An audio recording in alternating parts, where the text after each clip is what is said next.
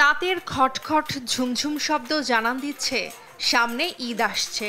ঈদ ঘিরে পাহাড়ি জেলার রাঙামাটিতে তাঁত পল্লীগুলো কর্মমুখর হয়ে উঠেছে। ঈদের ছুটিতে রাঙামাটিতে বেড়াতে আসা পর্যটকদের চাহিদার কথা মাথায় রেখেই এই ব্যস্ততা। তাঁত পণ্য স্থানীয়দের চেয়ে পর্যটকদের কাছে বেশি আকর্ষণীয়। শহরের আসাম বস্তি ও স্বর্ণটিলা ঘুরে দেখা যায় শ্রমিকরা সকাল থেকে রাত পর্যন্ত পোশাক তৈরির কাজে ব্যস্ত সময় পার করছেন। পাহাড়িদের ঐতিহ্যবাহী পোশাক পিনন, হাদি, তাঁতের পাঞ্জাবি, ফতুয়া, জামা, রুমাল সহ আরও বিভিন্ন রকম তাঁত পণ্যের চাহিদা থাকে পর্যটকদের কাছে।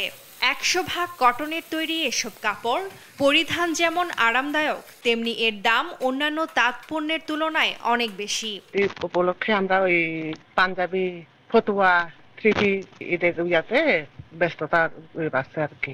সবাই কাজ করতেছে সুন্দরভাবে ঈদ করার জন্য। বেচা কিনা অনেক ভালো। তারপর আপনারা এখনো মাল বানিয়ে আপনারা বড় আসতেছেন আর কি। তাঁতের শোরুমগুলোতে রমজানে বিক্রি না থাকলেও ঈদ ঘিরে দোকানগুলোতে এখন সাজ সাজ রব। নতুন নতুন কালেকশন নিয়ে বিক্রয় কর্মীরাও ব্যস্ত দোকান সাজাতে। যেমন পাঞ্জাবি আছে, ফতুয়া আছে, আমাদের লোকাল থ্রি পিস, তারপরে শাড়ি আছে, গামছা। আমরা এখন টুরিস্টের অপেক্ষায় আছি, আশা করতেছি ভালো কিছু হবে। চাহিদা থাকায় পর্যটকদের জন্য নিত্য নতুন ডিজাইনের পোশাক তৈরি হচ্ছে বলে জানায় তাঁত মালিক সমিতি। নিত্য নতুন আমরা কিছু পণ্য তৈরি করতেছি এবং ঈদের জন্য কিছু পাঞ্জাবিও তৈরি হচ্ছে।